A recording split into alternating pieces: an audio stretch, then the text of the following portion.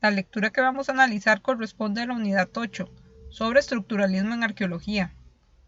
Veremos el trabajo de Ángel Rivera y Mario Méndez del 2011, titulado Las conductas simbólicas en el Paleolítico, un intento de comprensión y análisis desde el estructuralismo funcional.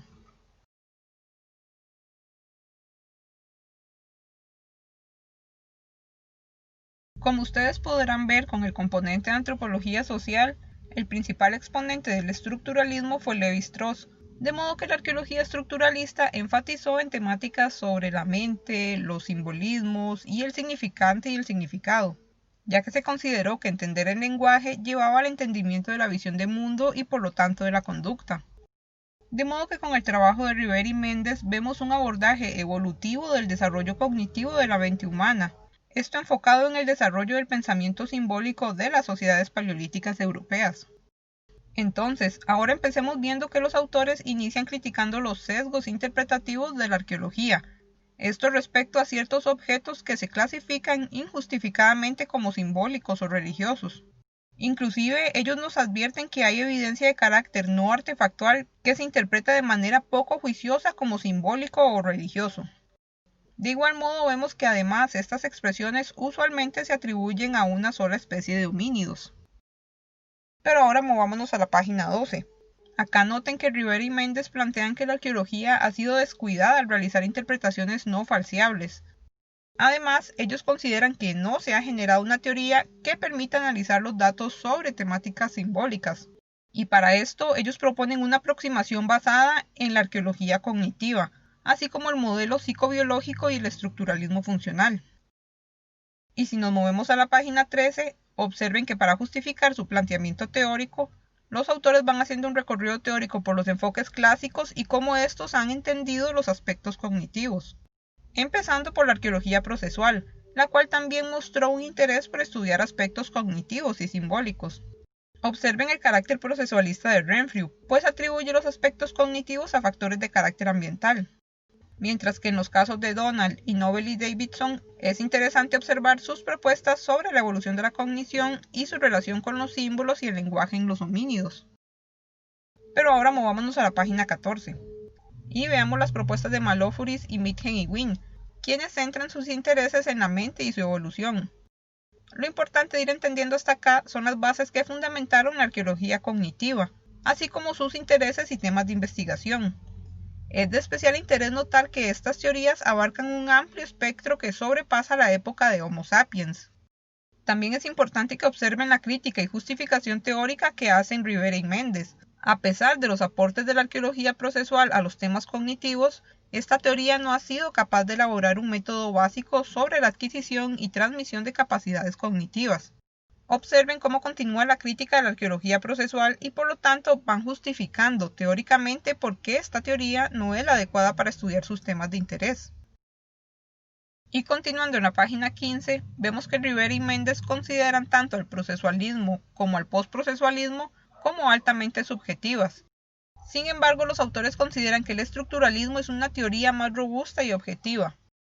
Observen que los autores son conscientes de las críticas realizadas a la subjetividad del estructuralismo. Sin embargo, ellos consideran que ahora esta teoría está mejor preparada para explicar esas reglas conductuales inconscientes y universales, así como los procesos en que la realidad se percibe, todo de manera universalista y particular a la vez. Pero ahora movámonos a la página 16. Acá es importante que noten que las conclusiones básicas son postulados o ideas principales del estructuralismo interdisciplinar que comentan los autores. Por lo tanto, rescatemos algunas ideas principales. Biológicamente, los homínidos hemos ido desarrollando capacidades innatas, que son la memoria, la atención, la motivación, la creatividad, el razonamiento y otras. Para que estas capacidades innatas se vayan desarrollando es necesario tener un ambiente adecuado a nivel económico, social, tecnológico, lingüístico, etc. Y todo esto propiciará el surgimiento de capacidades superiores, es decir, la conducta simbólica, la autoconciencia, el lenguaje simbólico, la escritura y otras capacidades. Además, es preciso que entiendan que las acciones conllevan una carga emocional, y el lenguaje es un medio para la transmisión social de ideas. Por lo tanto, los autores plantean que en arqueología podemos inferir el pensamiento y lenguaje de la conducta humana antigua, es decir, que en arqueología podemos registrar las capacidades innatas o conductas básicas. Ahora movámonos a la página 17. Observen cómo los autores, a partir de la discusión teórica en páginas previas, van construyendo su modelo evolutivo del desarrollo del pensamiento simbólico. Noten que este modelo parece ser de carácter unilineal, ya que los autores indican que la evolución cultural y simbólica es un continuum, pero no es universal. Este modelo se compone de 4 etapas evolutivas. La primera es el simbolismo arcaico, y esta etapa la van caracterizando para el área geográfica correspondiente al auge de Homo heidelbergensis, y esto aproximadamente hace 7000 años. Para esta época vemos que el simbolismo se basó en ideas que propiciaron la convivencia social y la supervivencia del grupo. La segunda etapa es el simbolismo primitivo, y en el caso europeo español vemos que corresponde temporalmente con el desarrollo de Homo heidelbergensis, Homo neanderthalensis y Homo sapiens. Este periodo se caracterizó por un énfasis en simbolismos descriptivos y una gesticulación. Además, vemos que el simbolismo es de carácter elemental o inconsciente. Pero antes de continuar con las siguientes etapas evolutivas, movámonos a la página 18 y notemos el cuadro 4. Acá vemos una síntesis del modelo evolutivo del pensamiento simbólico. Es importante que noten cómo los autores van construyendo algunos subconceptos para el concepto de pensamiento simbólico. Además, observen cómo ellos van proponiendo la ausencia o presencia de datos según la etapa evolutiva. Observen también cómo relacionan esto con la cultura material. Todos estos son complejos de industrias líticas características para cada uno de los periodos evolutivos. Pero ahora continuemos con la tercera etapa evolutiva, el simbolismo moderno básico. Y esta etapa incluye el desarrollo de Homo neanderthalensis y Homo sapiens. Acá vemos un énfasis en el carácter consciente y social de las ideas. Finalmente, durante el simbolismo moderno elaborado, vemos cómo el desarrollo de las etapas previas se concreta en una capacidad de simbolización más compleja, y esto enfatiza en el carácter social, espiritual, religioso y consciente del pensamiento simbólico. Además, durante esta etapa sobresale el carácter explicativo del lenguaje. También noten cómo los autores plantean 2 planos del pensamiento cognitivo y conductual. Un primer estadio sería un desarrollo cognitivo orientado a aspectos sociales, mientras que el segundo plano enfatiza en el desarrollo de aspectos no materiales, más abstractos, como la espiritualidad y la religión. Pero ahora continuemos en la página 19. En la sección Los componentes básicos del simbolismo moderno, vemos cómo se enfatiza en el lenguaje y sus características universales, tales como una sintaxis basada en la acción según quién realiza la acción, dónde se realiza la acción y cuándo se realiza la acción. De manera que el desarrollo del simbolismo moderno básico requirió de la abstracción de 3 factores. El primero es la individualidad, es decir, quién realiza la acción. El segundo aspecto es el espacio, o sea, dónde se realiza la acción. Y por último tenemos el tiempo, es decir, cuándo se realiza la acción. En esta sección es importante notar cómo los autores discuten sobre la evidencia arqueológica para respaldar estos argumentos. Y al respecto, ellos comentan sobre factores como aumentos en la densidad demográfica, cambios socioeconómicos, la individualidad vista desde los objetos personales y la identidad de grupo. En la sección Simbolismo espiritual y religioso, vemos cómo ahora el lenguaje y la autoconciencia permiten diferenciar entre el plano de lo real y lo irreal, y este último refiere a los sueños o las alucinaciones. Y continuando en la página 20, en general, vemos que la conciencia sobre este otro plano de existencia no cotidiana, es decir, el plano de las alucinaciones, refiere a acciones o capacidades que no respetan las leyes del mundo real, y por lo tanto vemos cómo esto va dando vida a esos seres supernaturales. Ahora, en la página 21, es importante que reconozcan las debilidades de la propuesta de Rivera y Méndez, pues varios de los elementos para caracterizar su modelo no pueden registrarse arqueológicamente. También es importante notar la diferencia entre espiritualidad y religión, pues la religión conlleva un carácter organizativo social, así como mecanismos de regulación de la conducta humana. Además, es relevante observar la advertencia de los autores respecto a lo que se entiende como evidencia arqueológica de religión.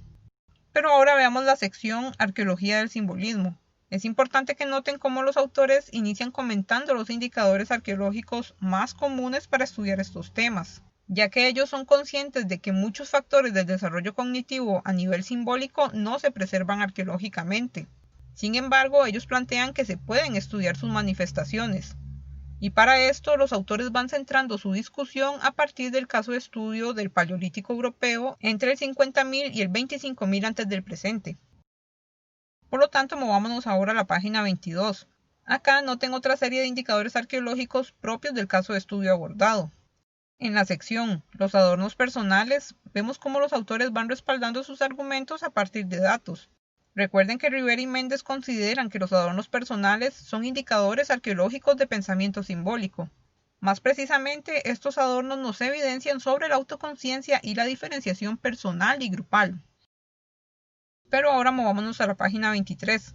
En la sección Los primeros enterramientos, vemos el abordaje de otros de los indicadores arqueológicos para el pensamiento simbólico. Acá lo importante de resaltar es que este indicador evidencia sobre la conciencia entre el plano de lo real y lo irreal. Además, nos evidencia sobre espiritualidad y religiosidad, que recuerden, para poderlo considerar como religión, el patrón de la evidencia debe mostrar una práctica estructurada que regule el comportamiento de las personas. Ahora continuemos en la página 29. Observen que el arte mobiliar es el arte que puede movilizarse, por ejemplo las esculturas. Y este indicador nos evidencia sobre los diferentes planos de la vida a nivel de la realidad y las alucinaciones, lo cual también es compartido por otro indicador, el arte rupestre. Y si continuamos en la página 33, en la sección Conductas simbólicas paleolíticas, vemos una síntesis de las principales ideas del modelo evolutivo del pensamiento simbólico, y esto según los datos discutidos en las secciones anteriores.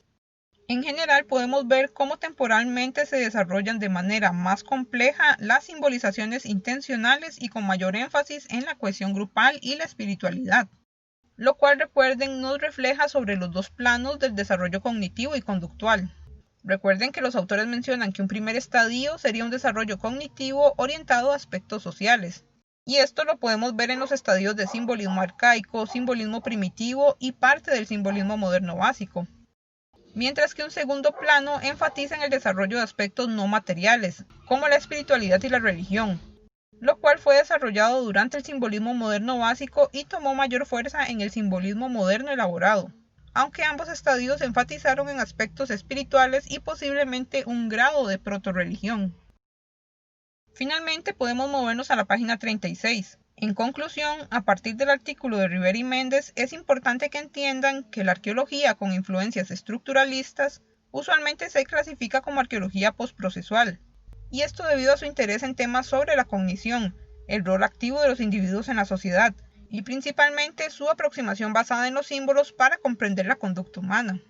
Sin embargo, como ustedes observaron, Rivera y Méndez sugieren que su enfoque no corresponde a la arqueología postprocesual, pues los autores incorporan varios enfoques teóricos, el estructuralismo, la psicobiología y la arqueología simbólica.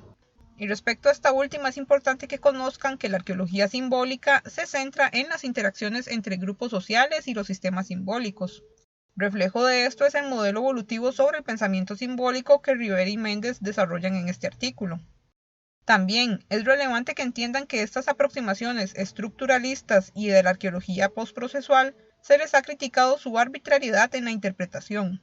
Esto debido a que la relación entre significante y significado es arbitraria, ya que puede variar según cultura y época, y a esto debemos sumarle que mucha de la evidencia para respaldar la relación entre significante y significado no se preserva bien en el contexto arqueológico. De modo que estas críticas nos llevan a repensar puntos claves de la lectura. Por ejemplo, nos hacen cuestionarnos sobre cómo registrar y explicar la individualidad, la temporalidad o el espacio. Sin embargo, como ustedes pudieron observar, Rivera y Méndez no comparten esta opinión, y por el contrario plantean que si bien hay varios elementos que no se preservan, las manifestaciones del pensamiento simbólico sí pueden registrarse en el contexto arqueológico.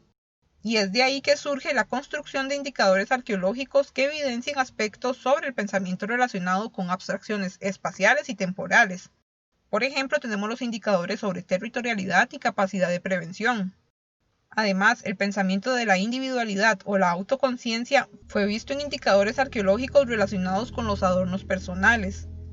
Otro ejemplo sería la abstracción de los planos real e irreal, que puede registrarse en representaciones plásticas como el arte mobiliario y el arte rupestre.